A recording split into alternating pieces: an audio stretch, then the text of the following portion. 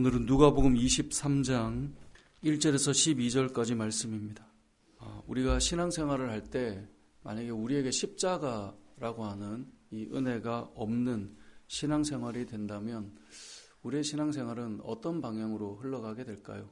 저와 여러분에게 십자가라고 하는 은혜, 예수님의 이 십자가 사랑이 빠진 채 교회 생활이 진행된다면 아마 우리의 믿음 생활은 어떤 교회라고 하는 하나의 문화생활로 또 교회라고 하는 것이 주는 어떤 우리의 공동체 생활로 그것으로 끝나게 될 것입니다. 십자가가 없으면 하나님께서 베푸시는 이 구원의 은혜로 사는 것이 아니라 교회라고 하는 영역에서 내가 얼마나 뭔가를 하고 있는가, 나의 의와 자랑으로 많은 것들이 바뀐 채 우리는 신앙생활을 하게 될 것입니다. 그래서 우리가 신앙생활할 때 무엇이 가장 중요하냐라고 묻는다면 결국은 예수님의 십자가 그리고 그 십자가에 이은 부활, 이 두 가지가 기독교의 교리의 핵심이라는 것을 넘어서 우리의 신앙의 핵심이 된다는 것을 우리는 반드시 기억해야 됩니다.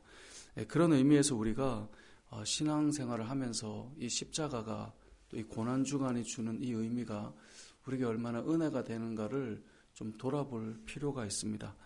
일전에 보았던 어떤 칼럼에서 그런 이야기가 있더라고요. 어떤 사람이 이 붉은색 자동차가 지나가면 늘 생각에 좀 잠기거나 눈시울이 붉어지거나 이제 그러시더라는 거예요.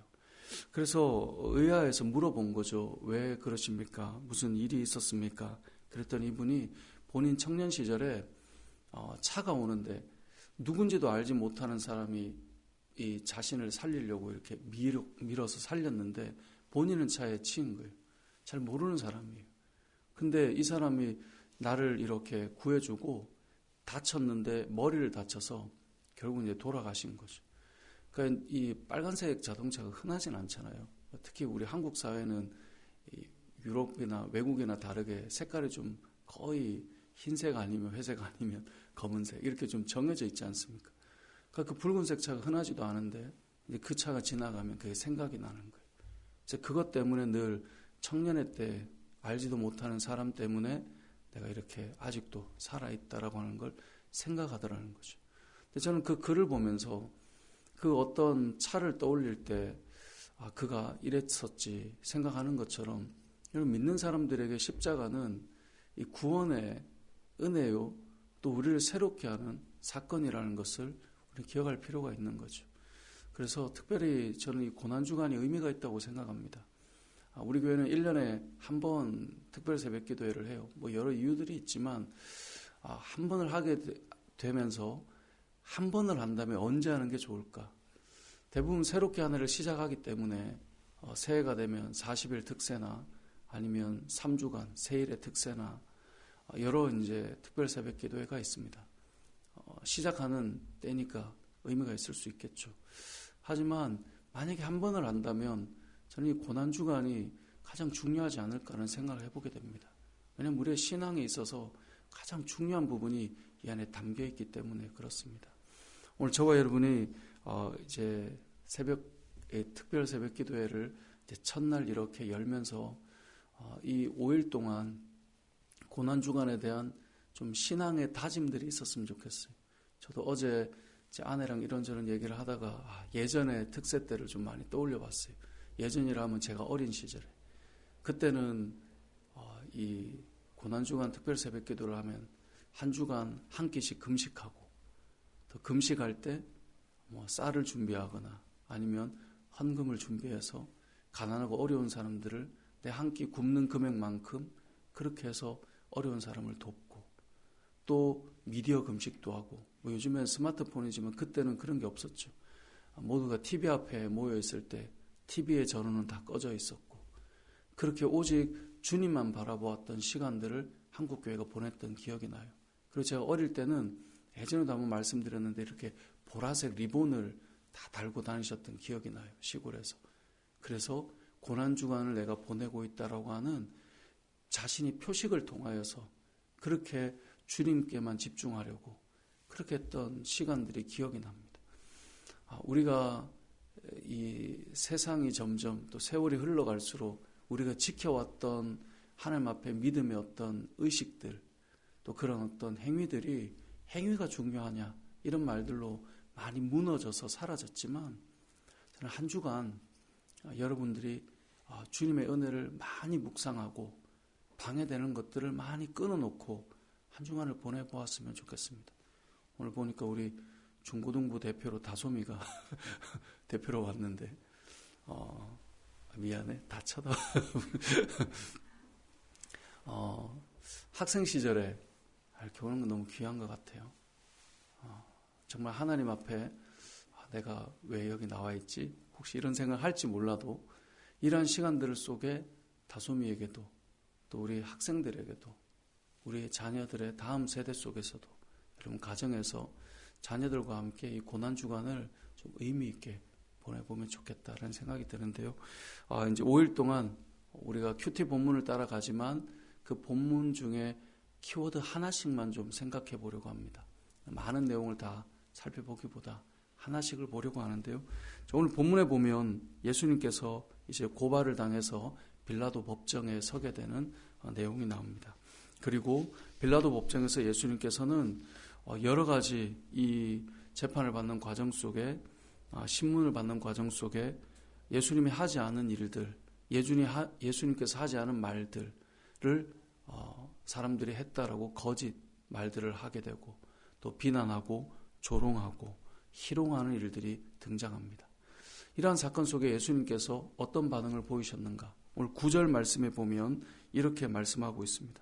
여러 말로 물으나 아무 말도 대답하지 아니하시니. 예수님께서 침묵하고 있다라고 말씀하세요. 오늘 본문에서 우리가 한 가지 단어를 좀 생각해 본다면 이 침묵이라고 하는 단어를 좀 생각해 보면 좋겠습니다. 여러분들이 살아가면서 누군가가 여러분에게 안 한 것을 했다라고 말할 때 여러분들의 마음이 어떠세요? 나는 그런 의도로 표현하지 않았는데 전혀 다르게 해석하여서 여러분을 왜곡되게 말한다. 그럼 여러분의 기분은 어떠세요? 우리는 많이 불편할 거예요. 많이 기분이 나쁠 거고, 이런 사람들과 내가 함께 섞여서 살아야 되나? 어쩌면 이럴지도 몰라요.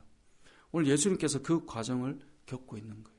그런데 예수님께서는 어떻게 반응하고 계신가? 9절에 보니까 아무 말도 하지 않으세요. 침묵하고 있다라는 거예요. 침묵하고 있는 이유는 단 한 가지예요. 예수님께서 내가 의롭다는 것을 드러내는 그 자리가 아니라 십자가로 나아가고 있는 사명의 자리이기 때문에 나의 의를 나타내기보다 십자가를 향해 한 걸음씩 걸어가고 있는 것으로 충분하다는 거죠. 이사야 53장 7절에 예수님의 이러한 모습을 미리 예언하고 있는데요. 이사야 53장 7절은 이렇게 말씀합니다. 그가 곤욕을 당하여 괴로울 때에도 그의 입을 열지 아니하였으며 마치 도수장으로 끌려가는 어린 양과 털 깎는 자 앞에서 잠잠한 양같이 그의 입을 열지 아니하였도다. 말씀하지 않으셨어요. 그 신문을 받는 과정에 오해의 소지가 있는 말들을 들을 때에도 말씀하지 않으셨어요. 그냥 묵묵히 십자가를 향해 나아갔어요. 그것이 주님이 가셔야 될 길이었기 때문에 그래요. 오늘 본문을 통해 예수님께서는 단 한 가지를 말씀하셨어요. 그게 뭐냐면 빌라도의 입으로 직접 물었던 질문인데요. 2절에 보면 사람들이 이렇게 말해요. 우리 백성을 미혹하고 가이사에게 세금 바치는 것을 금했다. 예수님께서 금하지 않았죠. 우리는 앞에서 봤잖아요. 가이사의 것은 가이사에게, 하나님의 것은 하나님에게. 근데 이들은 거짓말해서 이 빌라도 앞에 이 말을 하는 거죠. 그리고 자칭왕 그리스도라고 하더이다.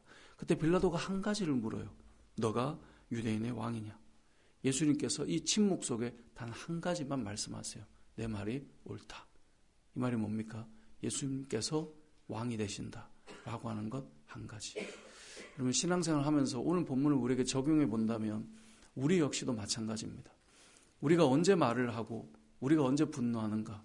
나의 의가 묻히게 될 때, 나의 모습이 깎이게 될 때, 내가 좀 조롱당했다고 느껴질 때, 내가 좀 희생당했다고 느껴질 때 우리는 분노하게 돼요. 우리는 주님께서 걸으셨던 그 십자가를 향해 걸어가는 그 삶 속에 때로는 오해도 받고 때로는 곡해도 당하고 때로는 이게 아닌데라는 그런 화나는 마음이 밀려올 수도 있어요. 하지만 십자가 앞에서 내가 죽지 않으면 우리는 결국은 신앙생활에 나의 의가 전부가 될 때가 많아요. 저 사람이 왜 지금 불편한가? 왜 지금 화가 나 있는가? 내 마음에 왜 지금 화가 나 있는가? 돌아보면 십자가 앞에 죽은 내가 아니라 내가 여전히 살아있는 거예요. 여전히 나의 의가 더 중요한 거예요. 하나님의 나라가 아니라 여전히 나라고 하는 사람이 더 영광스러워야 되는데 그러지 못한 거예요. 그래서 우리는 그 의를 위해서 싸워요. 하나님의 의가 아니라 나의 의를 위해서 싸워요. 그것을 위해 싸우다가 우리는 사명도 다 뒤로 해버려요. 왜냐하면 마음이 상했거든요. 나의 의가 깎였거든요. 나의 마음이 무너졌거든요. 할 수가 없는 거예요. 십자가의 영광이 아니라 나의 의를 위해서 싸우는 모습이 우리에게서도 일어날 수 있다는 거죠. 그래서 우리가 예수님을 바라봐야 돼요. 예수님의 걸음을 보아야 돼요. 예수님의 입에서는 단 한 가지 그리스도가 왕 되심을 나타나는 것밖에 없다는 거죠. 오늘 본문을 통해 우리는 침묵이 무엇인가를 좀 보았으면 좋겠어요. 우리의 삶 속에서도 우리가 침묵할 때 그럴 수 있는 단 한 가지 우리가 내세울 수 있는 말은 예수님이 왕이시기 때문에 그래요. 내 인생의 왕이 예수님이지 내가 아니기 때문에 때로는 내가 깎이고 때로는 내가 무너지고 때로는 억울하고 예수님 당하신 것처럼 때로는 희롱당하고 10절에 보니까 힘써 고발해요. 11절에 보니까 이들이 업신여겨요. 그리고 때로는 빛난 옷을 입히는데 그게 조롱이에요. 그런데 가는 거예요. 십자가를 향해. 우리의 의를 위해서 신앙생활을 하게 되는 것은 십자가의 은혜가 사라졌을 때 일어나는 현상입니다. 우리가 십자가의 은혜를 회복하면 우리의 의가 아니라 주님의 그 십자가의 사명과 하나님의 나라와 그 일을 향해 우리는 다시금 걸어갈 수 있게 되는 것인데요. 저는 우리가 이것이 좀 회복되었으면 좋겠어요. 목회를 하는 저도 마찬가지인 것 같아요. 앞에 서는 사람이고 때로는 교회에서 어떤 일을 결정해야 되고 또 그 가운데 리더십이라고 하는 자리에 있기 때문에 제 의가 나타나게 되면 그게 깎이게 될 때 제 마음이 속상할 때가 오더라는 거죠. 오늘 본문은 우리에게 그때 저에게 뭘 말하는 걸까요? 나의 의를 위해서 외치는 자가 아니라 침묵하며 십자가로 나아가며 하나님의 나라를 위해 걸어가는 삶이 되어야 된다는 것. 이것은 저와 여러분에게 주시는 이 고난주간의 첫 번째 우리에게 주시는 말씀이라고 생각합니다. 우리는 나의 의를 위해서 외치는 자들이 아니라 예수님의 그 십자가를 위해 기꺼이 침묵하며 이 믿음의 걸음을 걷는 걸음이 되어야 한다는 것. 이건 십자가의 은혜가 우리의 가슴에 울려 퍼질 때 가능한 일이고요. 예수님이 나의 왕이십니다 라고 하는 이 한 가지 외침 속에 이루어질 수 있는 말인데요. 저와 여러분이 오늘 하루도 주님의 이 침묵을 바라보면서 주님께서 걸어가시는 그 모습 속에 나의 모습은 어떠한가? 그리고 우리의 입술에 오직 예수님만이 우리의 왕이심을, 십자가만이 우리의 은혜의 중심임을 고백하고 외치는 오늘 하루가 되고 이 고난주간의 첫 시작이 되는 저와 여러분의 삶이 되시길 주님의 이름으로 축복합니다. 아멘.